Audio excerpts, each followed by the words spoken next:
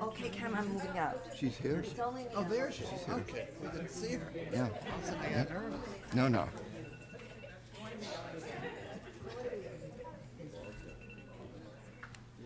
Just young? Nothing else, just young? We'll talk about it. Good evening. Welcome to the meeting of the Skokie Village Board for Tuesday, June the 7th, 2022. It's my pleasure to introduce our village clerk, Pramod Shah, who will lead us in the Pledge of Allegiance. Pledge allegiance to the flag of the United States of America, to the republic for which it stands, one nation, under God, indivisible, with liberty and justice for all. Before calling the meeting to order in the roll call, I would ask for a motion to permit remote participation this evening of Trustee Edie Sue Sutker. A motion seconded by Trustee Johnson. Call the roll, please. Trustee Sutker, Aye. Trustee Robinson, Aye. Trustee Kuhn, Aye. Trustee Johnson, Aye. Trustee Pure Slovin, Aye. Trustee Klein, Aye. Mayor Van Dusen. Aye. The motion passes. And Trustee Sutker, I would just remind you about how bad I am at paying attention to the screen. So when you would like to say something, either just put your hand way up or scream or something. Okay, you got it. You can tap the mayor on his shoulder. The meeting will come to order, and the clerk will please call the roll. Trustee Sutker, Here. Trustee Robinson, Here. Trustee Kuhn, Here. Trustee Johnson, Here. Trustee Pure Slovin, Here. Trustee Klein, Here. Mayor Van Dusen. Here, we have a quorum. Next item on the agenda is approval of the consent agenda for this evening's meeting. A motion would be in order. Trustee Klein, seconded by Trustee Johnson. Is there anything on the consent agenda that anybody would like to have removed? Call the roll, please. Trustee Sutker, Aye. Trustee Robinson, Aye. Trustee Kuhn, Aye. Trustee Johnson, Aye. Trustee Pure Slovin, Aye. Trustee Klein, Aye. Mayor Van Dusen. Aye, the motion passes. This evening, we have a couple proclamations. They originally were going to be on the consent agenda, but we do have representation for two of them this evening. The first one is the Immigrant Heritage Month, June 2022, and I'd like to recognize Trustee Kuhn. Thank you, Mayor. Whereas generations of immigrants have settled in the United States from every corner of the globe and have built our country's economy and created the unique character of our nation, and whereas nearly all of us can trace our heritage to another nation, and we must never forget where we came from and why our ancestors came here, and whereas immigrants continue to grow businesses, offer innovative ideas, strengthen our economy, and create jobs in Illinois and throughout our nation, and whereas immigrants provide neighborhoods in the village of Skokie with unique social and cultural influence, fundamentally enriching the extraordinary character of our hometown. And whereas immigrants have been tireless leaders in securing their own rights and access to equal opportunity, but have also persevered to create a fairer and more just society for all Americans. And whereas immigration enhances the village of Skokie's culture and prosperity, as foreign-born individuals and their families continue to diversify our neighborhoods and strengthen our economy.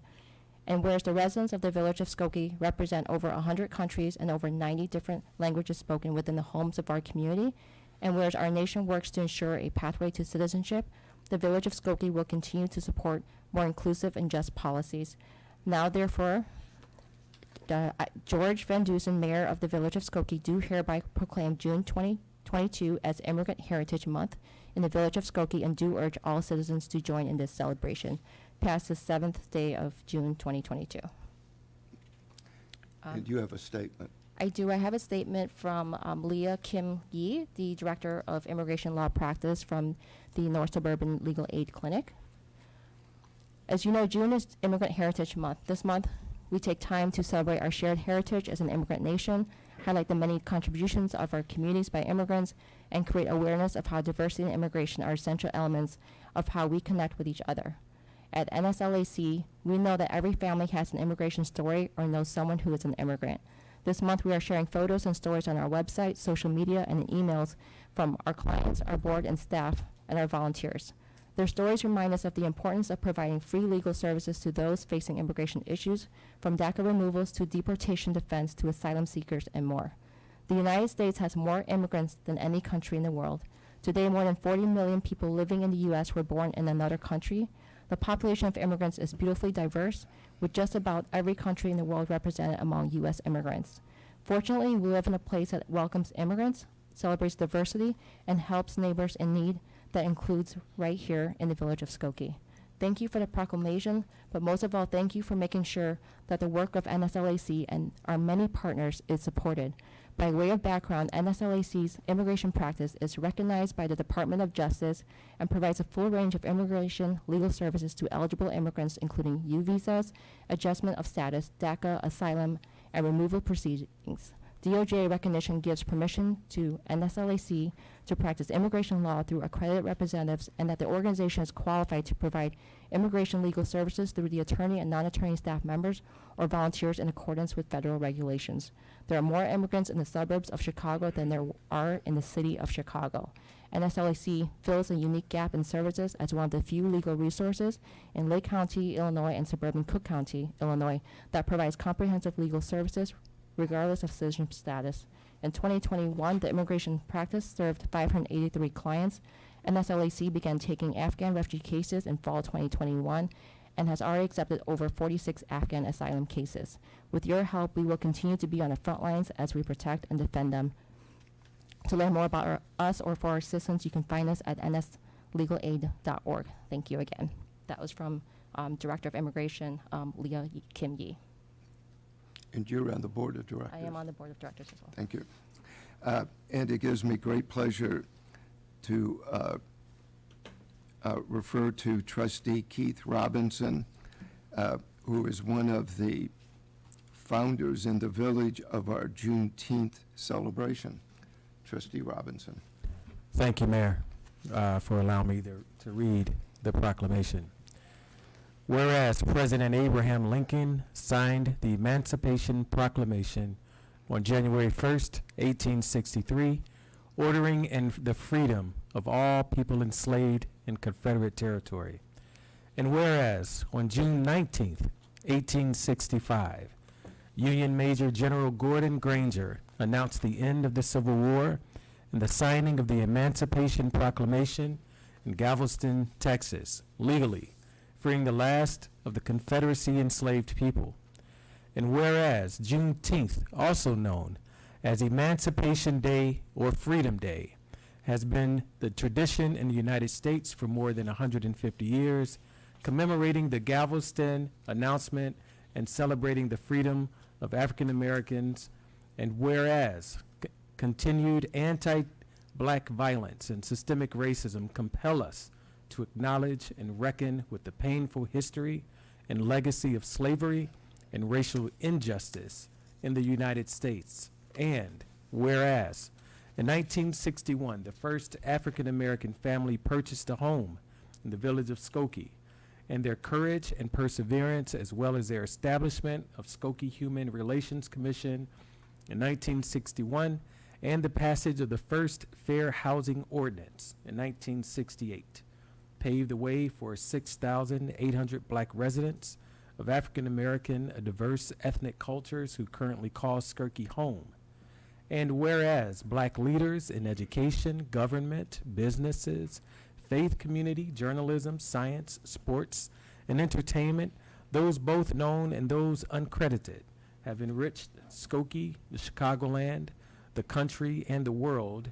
And whereas acknowledging our past, our present, and our future, and believing in the opportunity to shift our history to correct the ills of our past, This year's Juneteenth community celebration in the village of Skokie, Pathway to Liberation, will take place on June 17th and 18th, 2022, as a call to action to recommit ourselves to the goal of a just society where all are fully liberated and thriving. Now, therefore, I, George Van Dusen, the mayor of the village of Skokie, Illinois, do hereby declare June 19th, 2022 as Juneteenth in the village of Skokie, and urge all residents to recognize the significance of this celebration in African American history and in the heritage of our nation and village. Passed the 7th day, June 2022. And I would like to call up to the podium Fernanda Perez and Alice Pappas, President and Secretary, respectively, of Skokie United.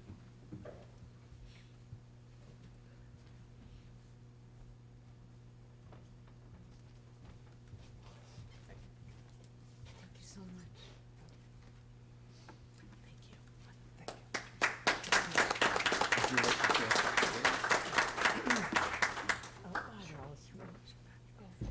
We'd like to thank the board and the mayor for this proclamation and for the support of celebrating Juneteenth. We look forward to celebrating in June with our whole village.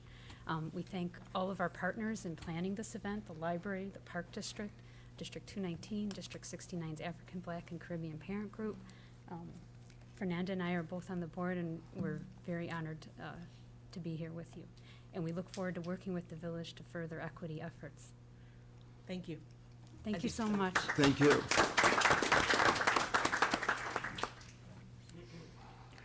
Next item on the agenda is report of our village manager, John Lockerbie. Thank you, Mayor Van Dusen and village trustees. Good evening, everyone. Item A is regarding the adoption of fiscal year 2023 budget. The attached memorandum is a summary of actions and decisions made by the mayor and board of trustees during their review of the fiscal year 2023 budget. These actions are the result of 3 public hearings conducted by the board in April.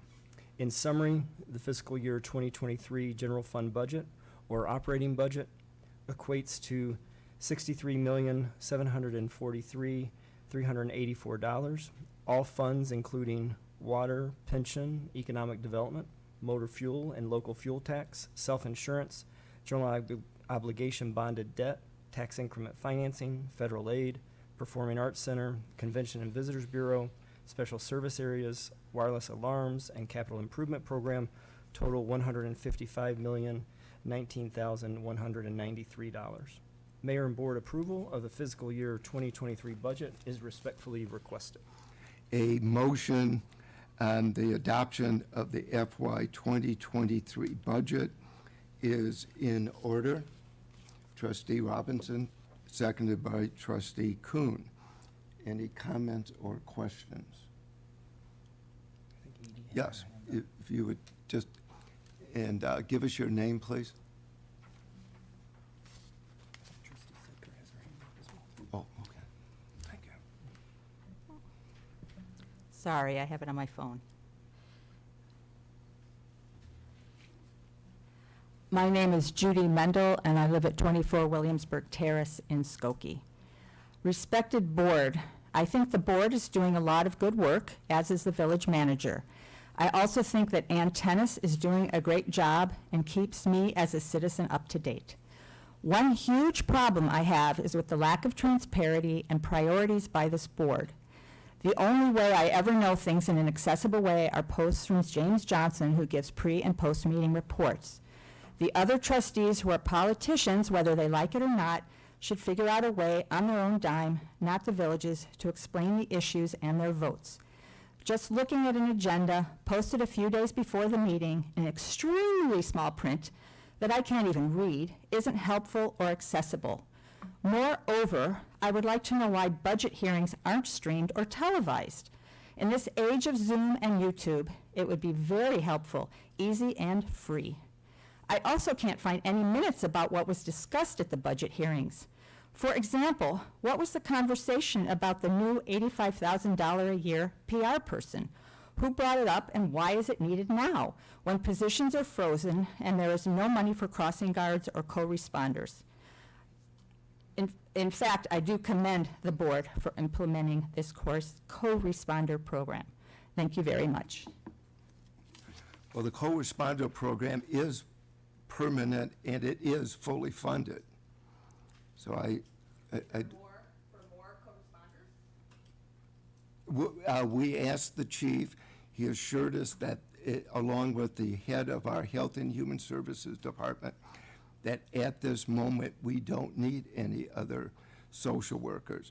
But the board did tell him, if he feels, if they feel that it is needed, to let the village manager know and let us know. We can amend the budget at any time during the year. I went to a police beat meeting, and those people only work 9 to 5. And I can't imagine at 11 at night, there's not a need for a co-responder. Yeah, the board, in fact, that is a subject that the board has discussed, and the police chief did provide an answer to the village board. If at some point the chief and the head of Health and Human Services believes we need to expand the program, then the board will take that up. Oh, so you're sort of passing that off on the police deciding then, rather than, Not deciding. you understand what I'm talking Let about? us know. They administer the program, the police department and the Health and Human Services Department. They administer the program. We rely on them to let us know if they need additional resources. And if they do, then we can amend the budget to provide that. Okay, I guess how Skokie works is a mystery to me, that the trustees couldn't say, wait, we should have 24-hour co-responders. Didn't the pilot show that they could have used 136 hours and they used 20? That was what I read the report said. No, Chief, could you answer the question?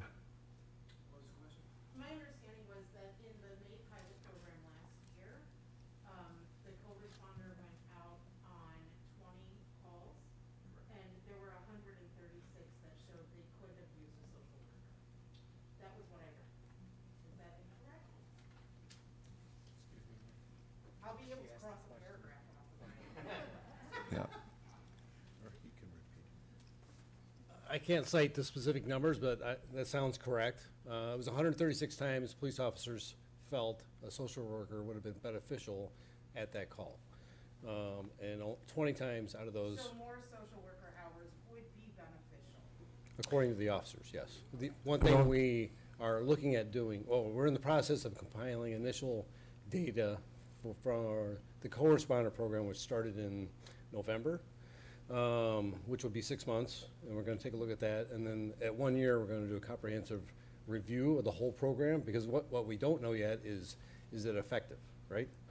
So that's what we'll be doing going forward. Effective. I watched after. And I think we should also clarify the pilot was limited hours in the fact that the people were on call as opposed to being That's correct. on the clock, so to speak, in the office. And so there's just a difference between the pilot and what we have put in place as the full-time program. And to credit of the way the program was implemented, it's my understanding that the hours were made later in the day. They're not 9 to 5 anymore, is that correct? Like they start in the afternoon and go into the evening? No, they're currently running 10 to 6. And then based on the pilot program, there was no significant difference in times of need around the clock. It all kind of just happens. We agree that like mental health doesn't stop. Correct. It happens around the clock and on every day. Trustee Robinson, and then Trustee Sucker, I think. Yeah, I was just going to ask if Ms. Polka could just ask the question again so that the public can hear from the response that called the chief up. Oh, my question was that I had read, oh. Yeah. Thank you. I got a big mouth, I promise everyone heard me. My question was specifically that I had read that the first month of the pilot program, which I believe was May of last year, that the social worker went out on 20 calls, and that the officer said that they could be used in 136 calls. So like the village manager, John Lockerbie, said, the way that the pilot worked was that the social worker was on call. And so it was the 20 times that they came out where they could get there in a timely manner to help, which was one of the things that we revisited when we were implementing it in November, that the social worker needed to be on staff with a police officer to be ready and available for any call that they were needed. So that was one of the changes we made based on the pilot. Does that make sense?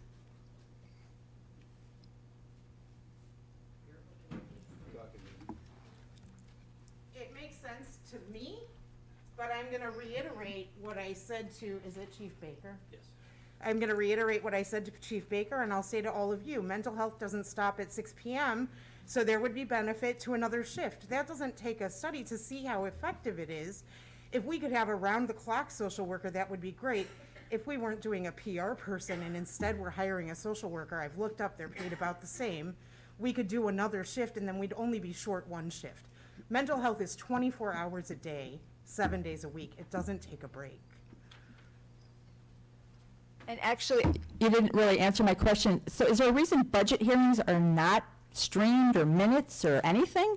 To go see like why this PR person was suddenly needed or what was the discussion?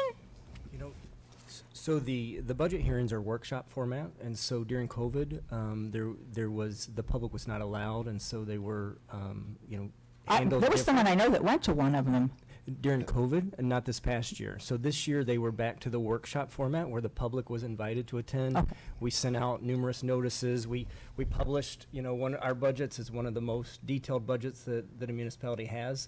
And so it's, 700 pages of line item after line item. And so the village's budget process is very open and seeks participation. And so it's advertised, and it's a workshop format where there have been residents that have come this past cycle and participated in the discussions. But if you can't come, or you're elderly, or for a myriad of reasons, what COVID has taught us is that we can have a multi-access way to see things. And I can tell you, a 700-page report is not accessible. I'm sorry, I need people to sort of give me bullet points about it. And that would be useful. I mean, And so I invite you to the budget hearings, and so the format of the budget hearings is each department director comes and sits with the board and gives a presentation and then responds to questions. And so it's very much conversational and interactive, and you're welcome to participate. but why can't it be streamed? We'll take that under advisement. In this building, to do it effectively, it needs to be in this room. And so the format here is much more formal than for us all to sit around the table with the public and have a conversation about the budget. So the budget hearing consists of 3 evenings. It's about 9 hours of conversation and deliberation. And so to move it into this room changes the dynamics, but that's the current ability to really televise in effective fashion, because we got complaints from Zoom that people couldn't hear all of the conversation, that the technology wasn't adequate. And so we obviously televise from this room on a regular basis, and so the technology is suitable to conduct business. But it does change the dynamics when we're sitting at the dais as opposed to around a table, which is the workshop format. I guess in view that coming together this year was all about disabilities, to me that is not a good excuse. Then there should be a way to make it multi-access. I appreciate your feedback. Are there any other comments or questions? Yes.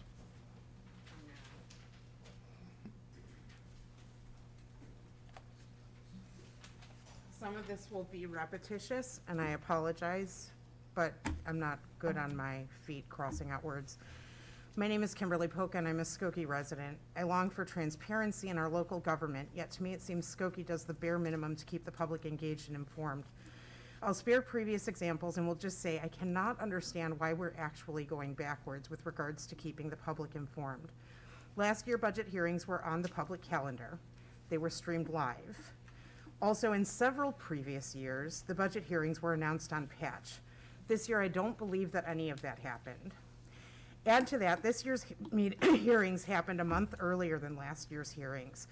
Why are the meetings not recorded or available via transcript or summary for the public like regular board meetings? Are minutes kept at all for the public to review in accordance with the Open Meetings Act? Or is there some exception to the act for the budget hearings? I do not claim to be an expert, and I guess I could have FOIA'd to find out if minutes are kept, but there wasn't even enough time to find out between the posting of the agenda and tonight's meeting. I hope you can see that if these tactics are not deliberate an effort to keep the public eye out of the public business, why it would appear that way. The public's business should be done in full view of the public, yet it feels to me that Skokie does the bare minimum required to keep the public informed until after decisions are made, and with regards to the budget hearings, I'm not sure even the bare minimum was done. But what brought me here tonight is that new public relations position in the proposed budget. I simply do not understand how the creation of such a position takes priority over the other positions desperately needed by Skokie, some that save lives. In short, even removing my skepticism regarding the timing and circumstances as of late surrounding the way I'm told the proposal to create the new additional communications position within the village was introduced, there are many other needs that seem like they should take priority if $85,000 has suddenly become available.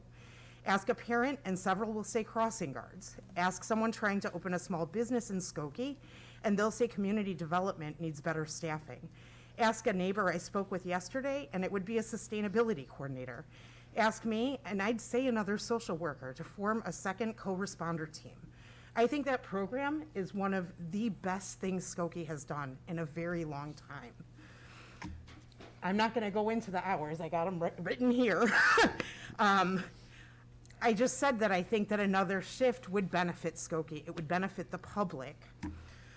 None of those would be wrong choices. In short, even looking at the proposal in the most favorable light, there are a number of much-needed positions that Skokie hasn't had the money for that I believe should be a priority over yet another communications position. We already have a very capable communications village employee in Antennas. I love Skokie, that's why I'm here, that's why I speak up. I do truly believe that you love Skokie too, but decisions as of late, such as this one, have me wondering how we can see things so differently. In closing, being willing to partner with your constituents instead of seemingly trying to keep us at bay would do more for the board's image than any PR person could do. When the subject came up, every trustee addressed the issue. And each trustee felt that we needed to have somebody help Antennas. She simply is overwhelmed with all that she does. And this is one of those questions. If you do it, people will say, why don't you do this? Why don't you do that instead? If you don't do it, people say, why aren't you doing a better job of communicating? We will be considering, do we need additional social workers? Any other position in the village? The village manager and the department heads can come to this village board and request that we amend the budget. We spend anywhere from 9 to 12 hours reviewing the budget, trying to balance our constituents' needs for safety and service, along with the taxes that we need to raise in order to provide that service. This is one of those decisions. At any time during the year, and the police chief just gave a very good example, it probably in November, he will have reviewed, he will have data on the co-responder program, and he will make a recommendation to the village board. I don't think anybody disagrees, particularly those who have families that have been directly affected by mental health, that it isn't on an 8-hour schedule. We all understand that. It's also important to understand that this is uncharted territory. We are, so far as I'm aware, the first of the north suburban municipalities to have a co-responder program. So we're working our way through it. I salute Trustee Sutker, our village manager, the head of our Health and Human Services, our police department, for everything that they do. And we will take everybody's suggestions into consideration. Does anybody else have any comments? Minutes for the board meetings? I mean, there's a quorum. How does the public access the minutes? Let the manager answer. We have minutes of the budget hearings. So how does the public access the If minutes? I Do can have s- FOIA? Do I just No, have if to you, email? yeah, if you just request them, I'd be happy to send them to you. Sorry, just for clarification, you had said that every trustee voiced support for a I public. didn't say support. I said every trustee participated in the discussion. I did not participate in the discussion, so I. Well, no, you actually, my recollection is you did, because you suggested that we appropriate money for a sustainability coordinator. Oh, okay. And after you spoke, That's trustee what you meant. Pure Slovan suggested that we do something about communication. And my recollection, and correct me if I'm wrong, was everybody participated. And at that point, I told you that the idea of a sustainability coordinator would be taken up by the board at the time we get the report from the Sustainability Commission. I think you may remember that. And it was out of that trustee, am I correct, trustee Pure-Slovan? Your recollection is correct, and my recollection is that there was no discerning voices on the conversation about looking to see if there was money in the budget to have an additional person in the communications department. I don't remember anybody having any issues with that. And in addition to that, I think it's important to remember that in the hiring freeze, I think we should talk about how many people the department used to have versus what we are operating under now, and how important communication is to this village, as our citizens and residents are saying. So the hiring freeze has been in place since 2008, periodically through that time. We still have 48 positions that are frozen. Within that, there were several positions within communications, and so our communications effort used to have 3 people dedicated to it, and currently we have 1 person dedicated to it. And so the proposed communications position is reinstating a frozen position, along with the other positions that were being reinstated with the proposed budget. There was also a social worker being added because of the co-responder program, and so a number of issues were being addressed with relieving some of the frozen positions from the organization in this budget. Just for the sake of kind of everyone's clarification, could we just outline a little bit more about what this position is and what the kind of intent of the position is? Yes, so the intent is to enhance our communications, and so as we do an inventory of what we do, it's very extensive. But what we are finding is that print is not as effective as it used to be, and so it's becoming more and more complex to hit all of the audiences in the community. But what we want to do is enhance and expand upon what we're doing, and just some of the highlights of what we currently do. The resident newsletter, the website, the electronic newsletter that has 43,000 subscribers that goes out every Tuesday has become a key communication for us. The budget hearings, for example, are included in those weekly emails to notify people of the dates. We have 2 Facebook pages. We have an Instagram page. We have a YouTube channel. We do emergency communications through different weather situations or other emergencies. We have media outreach, working with reporters from both print and TV, both pitching stories as well as responding to their inquiries. We also work with all of our departments and the advisory boards on looking at their programs and their work and what needs to be communicated with the constituents. We have the Skokie Vision cable TV station. We have the AM 1660 Skokie Municipal Advisory radio station. We have the two community events, actually the three now community event signs in town that we work to communicate. We regularly communicate with the Chamber of Commerce membership through their newsletter. And then, there's some other items that aren't quite as significant. But our intent is to review what we're doing and to expand it and to even further our communications and engagement with the community. During the conversation at the budget hearing, it was specifically about furthering our communications, furthering our community engagement, and reviewing our videos, and really expanding what we do in other mediums than just print. Call the roll, please. Trustee Sutker, Aye. Trustee Robinson, Aye. Trustee Kuhn, Aye. Trustee Johnson, Aye. Trustee Pure Slovin, Aye. Trustee Klein, Aye.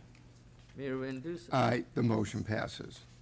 Item B is regarding school crossing guard services by Andy Frayne Services out of Aurora, Illinois. For more than 30 years, the police department has employed, coordinated, and managed part-time crossing guards for Skokie school districts.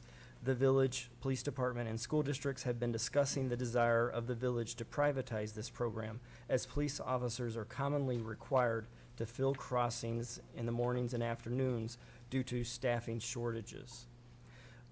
A request for qualifications was issued for school crossing guard services, and 3 responses were received.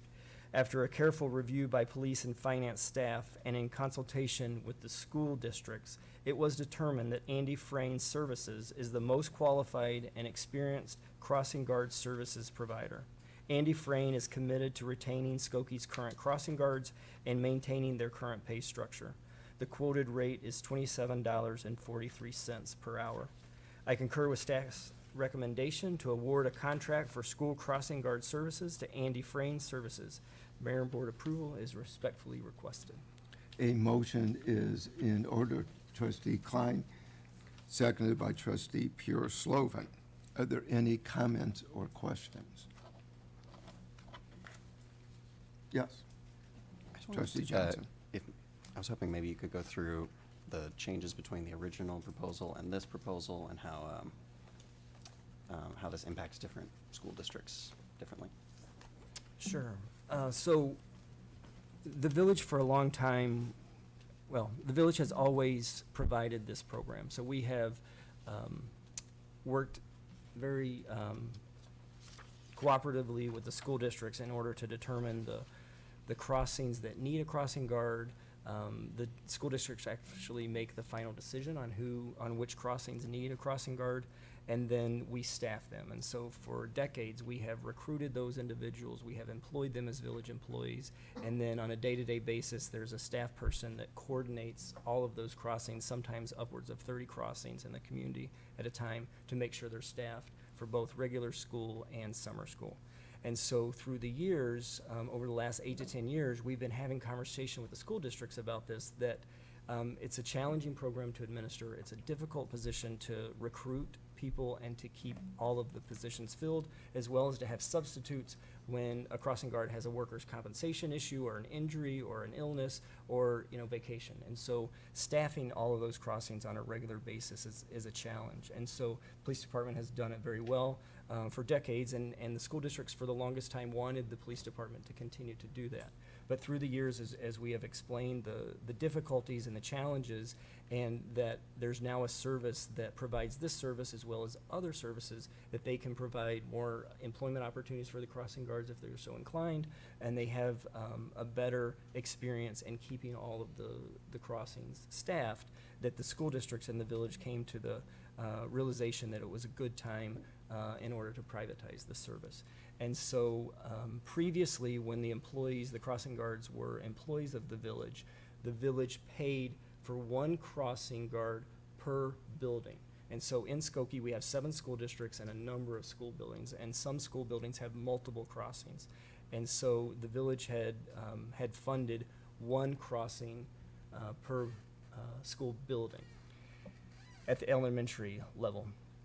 And so what that does is cost about $12,500 per crossing per year. That's an average. It depends on how many hours the person is there. Do they do summer school? Do they not do summer school? But that's an average.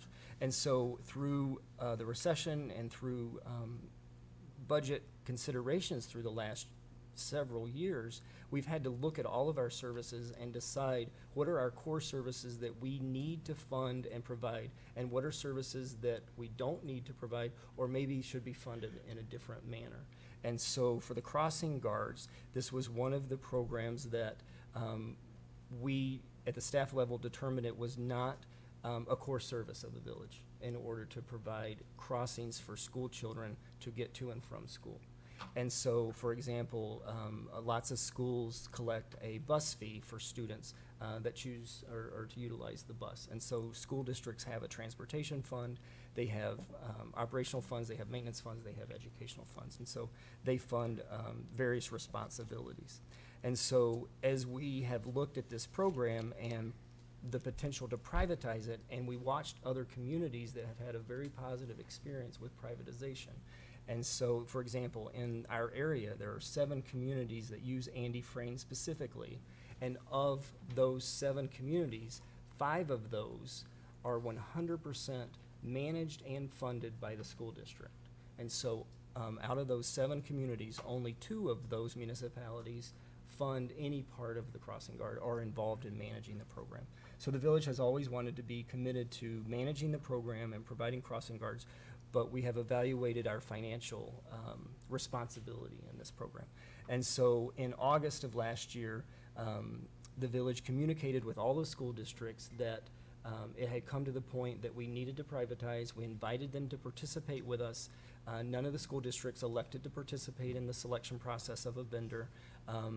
But we also communicated that the funding model would change and that we didn't know what the hourly rate would be with Andy Frayne, but there may be a reduction in cost. It may be cost neutral for the schools. It may go up, it may go down, but the village was no longer going to be able to fund a crossing guard per building because the employee will no longer be a Village of Skokie employee. They will be an Andy Frayne employee. And so it's a philosophical decision. Does the village need to compensate one crossing guard per school building? There is an inequity amongst the school districts in town. Some of our school districts have 1 building. Some of them have 3 buildings. And so that policy, by nature, was treating all the school districts unfairly. And so as we were shifting from village managed and provided service to outsourcing, it was a chance to review the whole program in the context of challenging financial times. And so with that, the school districts at the last couple of board meetings ago expressed some concern about the funding model. And so we have had a number of conversations with the school districts. One school district has decided to see if their paraprofessionals or parents will be crossing guards as opposed to participating with the Andy Frayne contract that the police department has contracted with. Another school district understood the village's position, and we reached a 3-year commitment where in 3 years the village will no longer be responsible for any of the funding for those crossing guards. There is a budgetary increase for that school district. It's kind of intricate because all 7 school districts are being affected differently because some of the school districts have determined they don't want as many crossing guards as they used to have. But in this particular situation, the school district was going to see a budgetary increase. And so the village has agreed to pay 50% of that budgetary increase for year 1, this fiscal year. Year 2, we will pay for 40%, and year 3 will pay for 30%. And then for the other school districts, they are concerned about the supervisory fee with Andy Frayne. And so the supervisory fee affects school districts differently because of the number of hours that they have of crossing guards. And so the school districts propose that the village pay for that supervisory position for all school districts in the community. That's about $40,000 a year. But one of the school districts needs to be excluded because we already reached an agreement with them initially. And so the village has, since the last board meeting when this was discussed, has reached an agreement to pay for that supervisory cost for the school districts that that affects. And so, for the next 3 years, it's a 3-year commitment.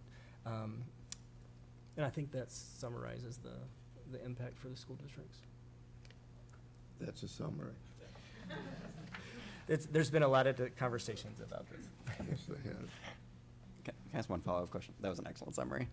The question I've gotten the most in the past couple of days that I haven't had much of a response to is what the implications would be to D73 and a half and to the other districts if they chose to manage the program themselves. I guess what would the implications of that be for them and also for the other districts in the program? So there is economies of scale associated with the number of hours. And so the police department has put in place the contract with Andy Frayne. And so, Chief, you might be better able to answer exactly if crossings are eliminated from the contract, what that will mean. But, you know, the village is working with all the school districts to accommodate what their plans are and how they want to solve this situation, this need. And so, as we've said, one school district has decided to not be part of the contract, and to this point, it hasn't affected the hourly rate. But at a certain point in future contracts, if the level of service that is required is significantly reduced, I do think that there'll be a financial impact. I'm not sure I completely understand your question. If you're asking the effect on everybody else, if a school district backs out, everyone else's cost goes up because you still need a supervisor. So that supervisor position is, you know, distributed among fewer school districts. So their cost goes up a little bit. So by taking on the supervisor position, we're preventing necessarily that cost from rising at the other school districts? Is that the idea? As much, yes. As much, yeah. Thank you. Yeah, dealing with 7 school districts is a lot of fun.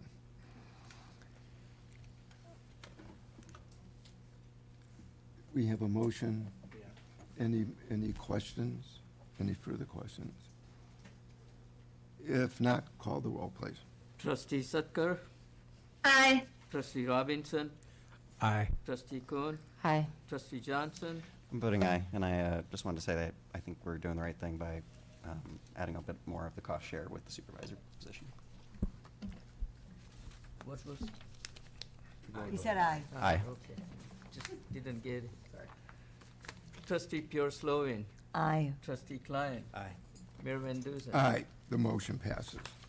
Items C and D were included as part of tonight's consent agenda, and that completes my report. Thank you. Next item on the agenda is report of our Corporation Council. Michael Lorge. Thank you, Mayor, trustees. Good evening, everyone. Items A and B on my report were ordinances which were on the consent agenda at the beginning of this evening's meeting, and they were adopted at that time, and therefore that would conclude my report for tonight. Next item on our agenda is report of our Plan Commission. Chairman Paul Luke with Carrie Haberstich. If I count correctly, it's 8. So we will have 8 votes. I'll try to be brief. Good evening, Mayor, members of the board.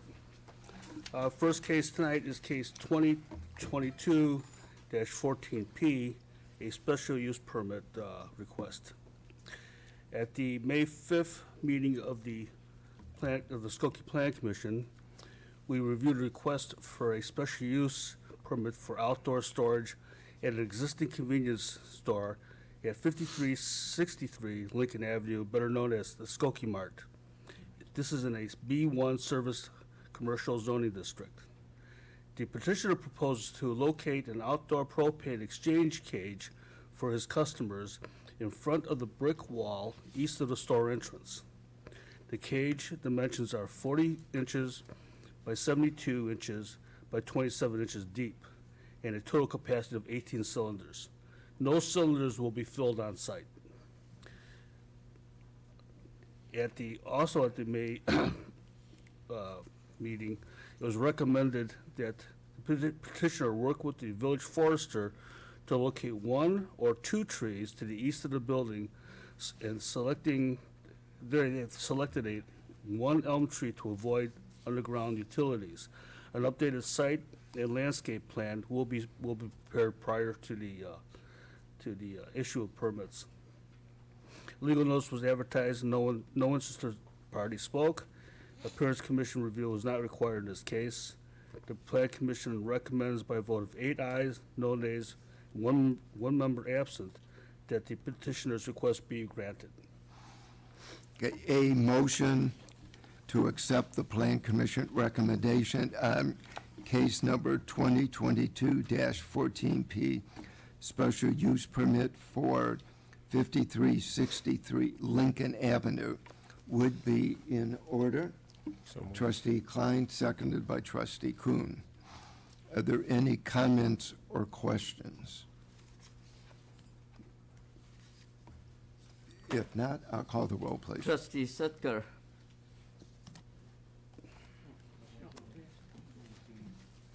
Aye. Trustee Robinson. Aye. Trustee Kuhn. Aye. Trustee Johnson. Aye. Trustee Pure Slovin. Aye. Trustee Klein. Aye.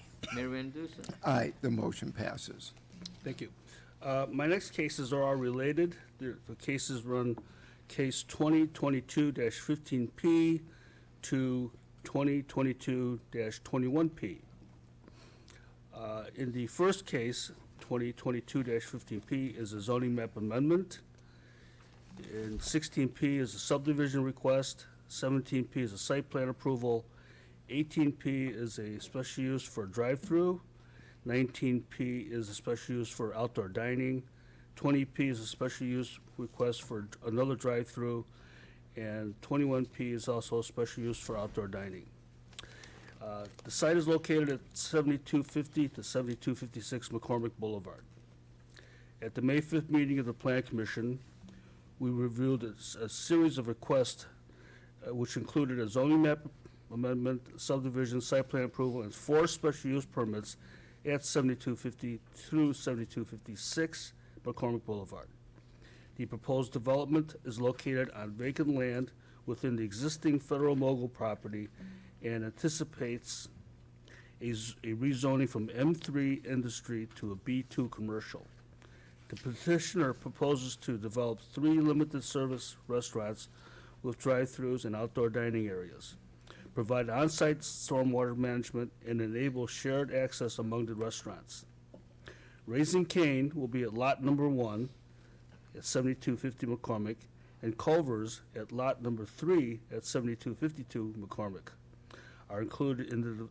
These are included in the development.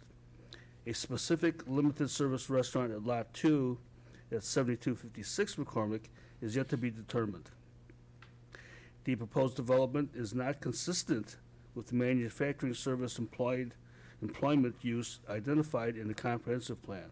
However, despite this inconsistency, the property is adjacent to an existing B2 zoning district and fronts an arterial street.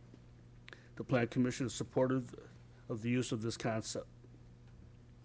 The petitioner has submitted a revised site plan, revised landscape plan, restaurant-specific landscape plan details, and a fire truck turnaround exhibit. Prior to building permits, existing easement agreements will be confirmed and proposed easement agreements will be executed and recorded. As part of the village environmental review, staff noted complete street components and enforcement of stormwater management regulations, the plumbing code, the energy conservation code, tree protection and replacement, and the installation of landscape plantings. Turning the page here.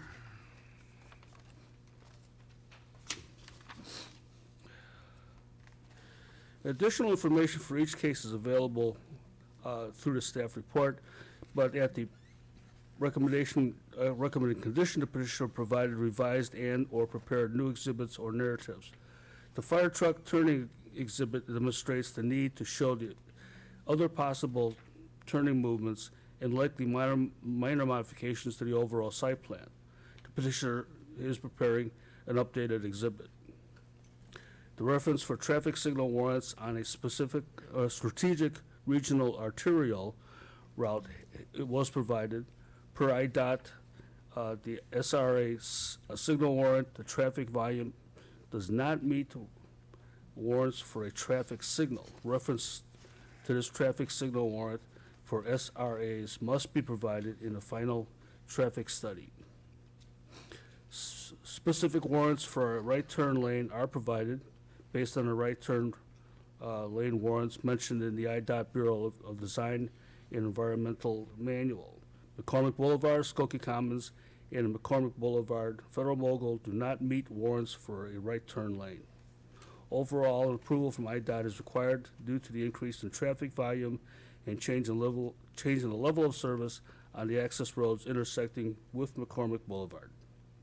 Raising Cane's landscape plan provided a requested detail. However, the plan will be adjusted to ensure a 5-foot clear walkway width, most notably along the north side of the building and adjacent to the parking lot. No interested party spoke at the meeting. The proposed building elevation signage and landscaping plans for the overall development and culverts were reviewed and approved at the April 13th meeting of the Appearance Commission. The petitioner also requested relief from the sign code to allow 2 ground signs in lieu of 1 ground sign for the overall development, plus one wall sign per restaurant for both Raising Cane and Culver's per the certificates of appropriateness approved by the Appearance Commission. The Plan Commission recommends by a vote of 8 ayes, no nays, and 1 member absent that petitioner's request, that is for all cases, for the zoning map amendment, subdivision, site plan, and special use permits be approved. Each case will need to be voted on separately. Okay, why don't we take comments and questions on it as an aggregate, and then we can begin to go through each vote separately with a motion, a second, and a vote. So are there any comments or questions on the project itself? Trustee Robinson. Yes, thank you, Mayor. I was just curious to know some of the sustainability efforts that were looked into. You know, are there any car chargers, or I think I heard some permeable pavers or something a part of the project? I am not aware of any. Carrie, have you discussed with the no, petitioner? No car charging station spots were identified in the site plan. Stormwater management is addressed as part of this proposal and will require MWRD and village approval for that. And so as far as the drive-throughs for the 2 that are specifically for tonight for Culvers and Raising Canes, the traffic consultant was charged with making, designing the drive-throughs so they maximize efficiency and minimize idling time, as an example. Thank you.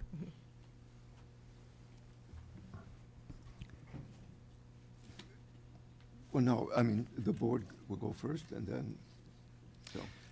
I have a few comments. How I'm going to vote tonight may not be particularly popular. I'm going to vote against the zoning map amendment and the subdivision, and then kind of follow the group with the rest. I wanted to remind the board, 3 months ago, at our March 7th meeting, we all unanimously passed the climate action plan for the Chicago region.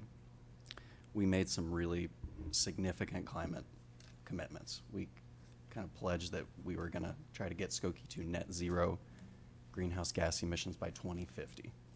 The reason I'm going to vote at least against the zoning map amendment and the subdivision is because I really don't think that we will achieve these climate goals if we continue to make land use decisions like this one. This is a very car-centered, energy-intensive, high-waste development on what is now effectively a carbon-neutral property. It's just a big 3-acre field of grass. So our staff report says that no adverse effects on the natural environment are anticipated, but I think we all know from our greenhouse gas emissions audit that transportation and commercial development are really the bulk of our greenhouse gas emissions. In the pursuit of net zero emissions for Skokie, this kind of development is kind of I would say a step backwards at a time where we've pledged to take some really big leaps forward. And I also kind of want to point out that the village, we don't really have anything quite like what you might call a green space preservation ordinance. There's very little preventing the remaining green space in Skokie from kind of slowly dwindling year by year. And so I'd really like to ask the board to reconsider support for these kinds of developments in the future, very car-centered, energy-intensive, high-waste developments like this one. Thank you. Trustee Pierce-Lovan. Thank you. If this development didn't go there, what is it zoned for? That land, that green land? Currently, it's industrial. So if we don't vote for this per se, then another industrial big factory that would be bringing cars and emission into the village could go there without, without us having to vote or. Entirely possible. Yeah, we wouldn't have any say-so in it. Pardon me?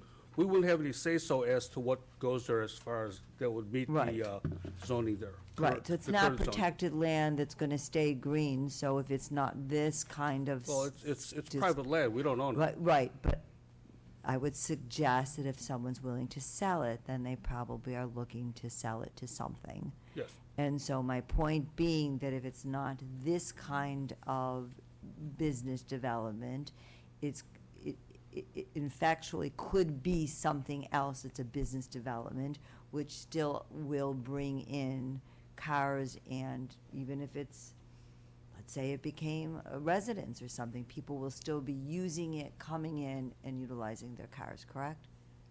Well, it's highly, anything's possible there. Thank you. Well, and I think, and Carrie, correct me if I'm wrong, I think I read somewhere in the distant past that these kinds of restaurants actually do not generate additional traffic, but it's impromptu stopping and shopping.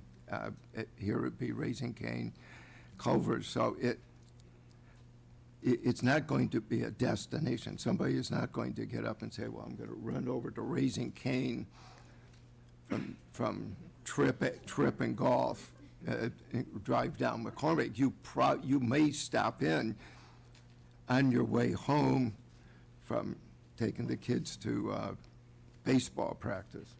Not soccer, John, baseball. Baseball practice. John's kids are baseball and soccer fans. So in that sense, we're probably not going to be increasing traffic. I think we all are well aware that McCormick is a very well-traveled intersection connecting the city of Chicago with Skokie, Evanston, Wilmette. So I'm not so sure that this is going to have that much of an emission problem. And I think. Well, if you consider the this- goal of most of the automobile manufacturers, they're gonna go all electric, by 2030. And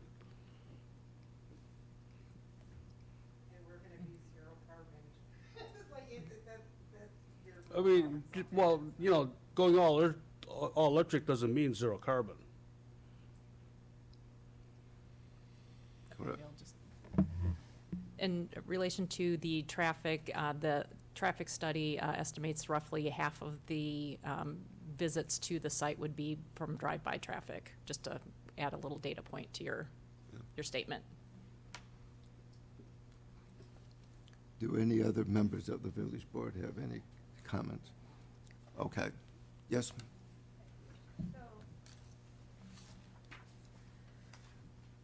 As a member of the Environmental Sustainability Plan team, this is exactly the kind of development that we would like to completely change the power. I urge you not to vote for this until you have the plan in hand. And I'm asking you to wait for what, 5 months? Maybe fewer than 5 months. Because as we have disagreed about in the past, most of the cars coming through there, some of the board members' vehicles notwithstanding, most of those cars are going to be idling the entire time that they're in the drive-throughs. And as far as the landscaping goes, and you're not talking about having permeable pavers, right? You said that, oh, well, it's just according to our current code. The current code is not adequate, especially not with the climate change that's coming and how warmer air holds more moisture, which that's another thing I was going to get to in, several weeks, whatever, when I come to talk to you. But, so you need to account for more water than currently happens. Right now, it's not, a grass field is not carbon zero. It's negative carbon, because it is locking up the carbon in the root system. So by doing this, you're going to release a whole bunch of methane into the air that has been locked up in the roots. And I'm sure you didn't take that into account in any of your studies, no offense. But it's not something people generally think about. In addition to all of the emissions that are going to be generated in the construction of this thing, and cement is terrible. As we need to come up with an alternative to cement just across the board. So in terms of landscaping, that's another thing the plan team is going to be working on and advising on, what kinds of plants we should be putting there in the first place. There isn't a guideline so far, and they're going to put whatever there, which may or may not be helpful. So I urge you to just say, we'll come back to this after we have a plan, so that we have a framework for how to make this a sustainable kind of development. Thank you. Thank you. Any other comments? If not, okay. The first would be Plan Commission Case 2022-15P, zoning map amendment. A motion is in order.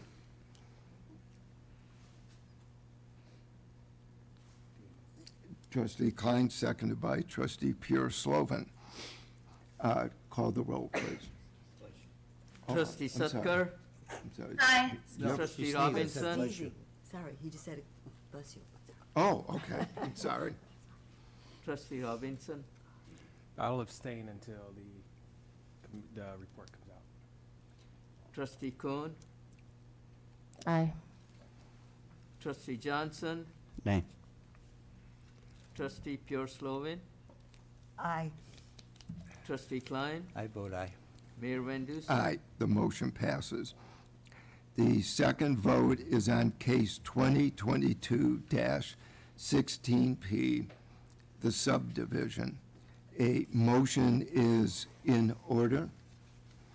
Trustee Klein, seconded by Trustee Pure Slovan. Call the roll, please. Trustee Sutker, Aye. Trustee Robinson, Aye. Trustee Kuhn, Aye. Trustee Johnson, Nay.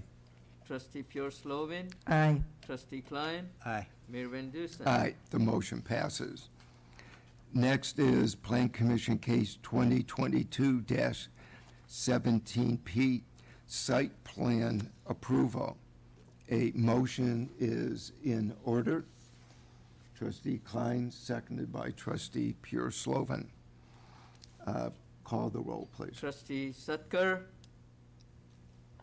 Aye. Trustee Robinson, Aye. Trustee Kuhn, Aye. Trustee Johnson, Aye. Trustee Pure Slovan, Aye. Trustee Klein, Aye. Mayor Van Dusen. Aye, the motion passes. Next is Plan Commission Case 2022-18P, Special Use Permit for 7250 McCormick Drive-Through. Motion is in order. Trustee Klein, seconded by Trustee Pure Slovan.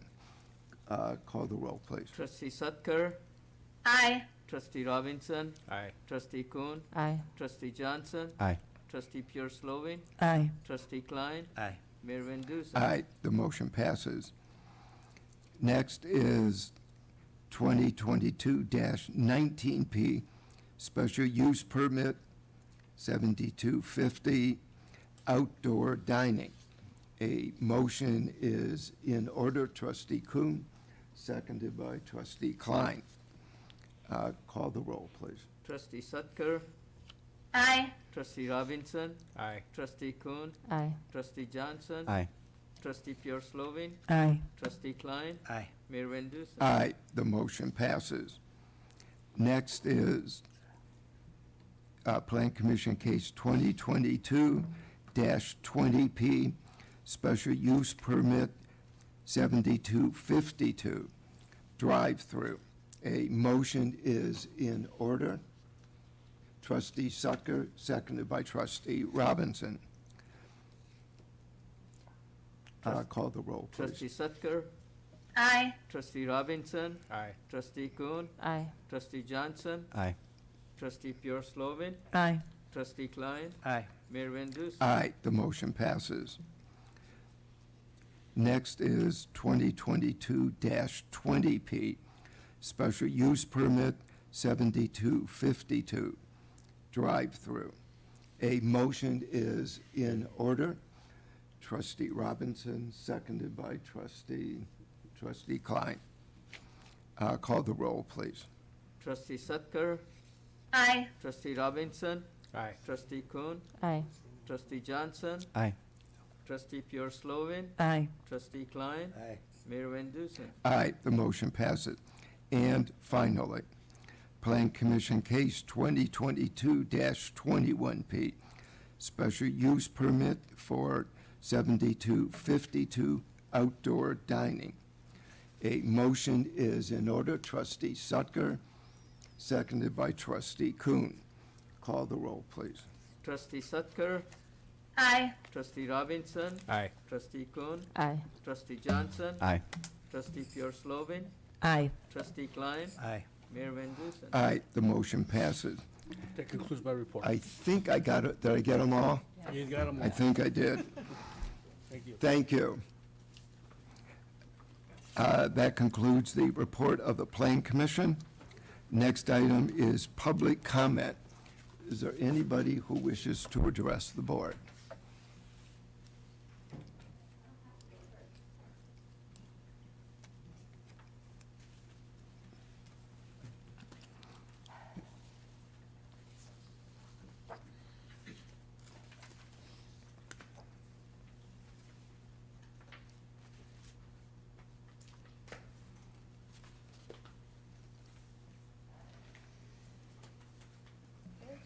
How do I turn this on? Nick will do it. Thank you. Can you hear me? Okay.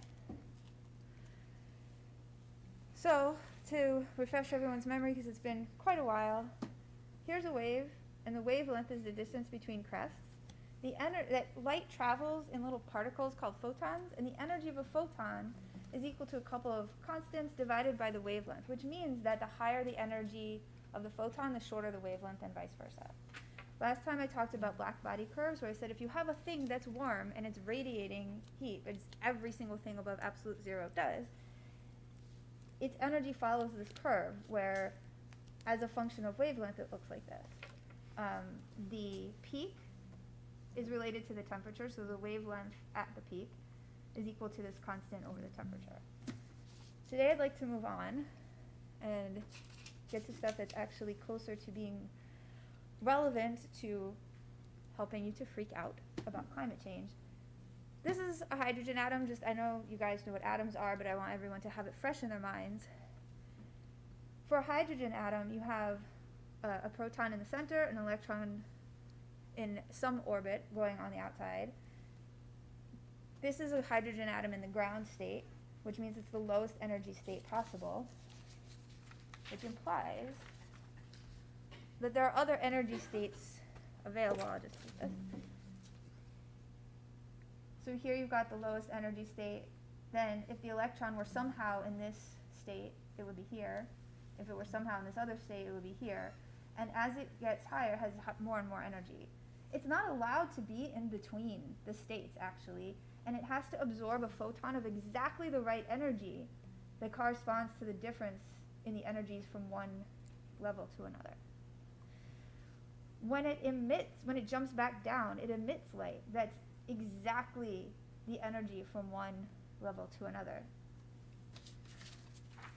Different atoms have different arrangements of where their electrons are allowed to be, which correspond to different energy levels. I thought this would look better than my printer could do which you can't really see the hydrogen spectrum, which is too bad. But there's a really strong red line right here for hydrogen, and this is all visible light. And you see that different elements have different sets of colors that they can emit when their electrons jump from one energy level to another. So I'll never put this one yet.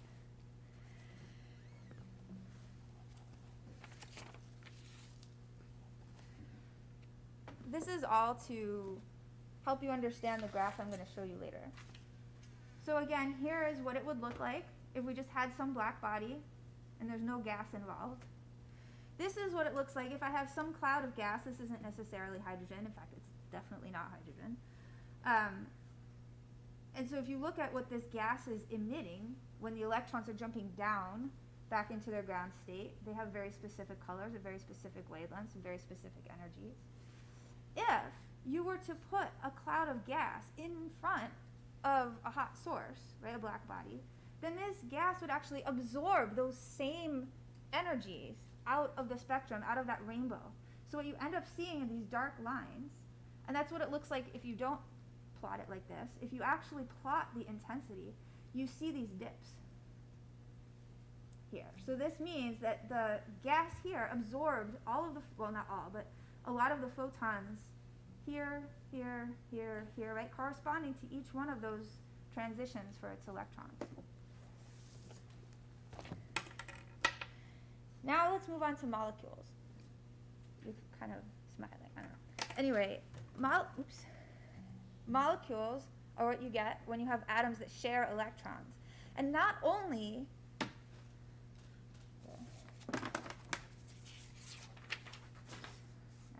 clearer background. Not only can the electrons in those individual atoms jump around, but because of this more complex structure of the molecule, you have additional energies that the molecule can absorb. This represents carbon dioxide, for example.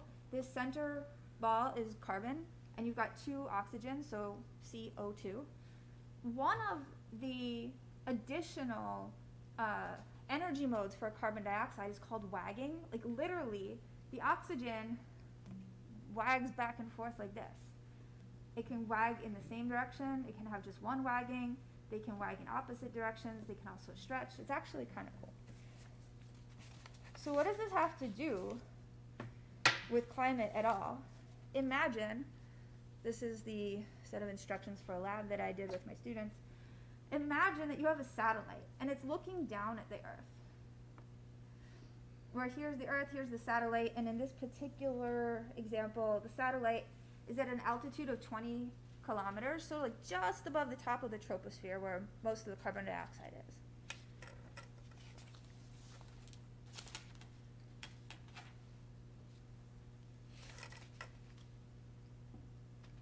You see a lot of these lines. Those are all lines that were absorbed by the molecules between the satellite and the ground.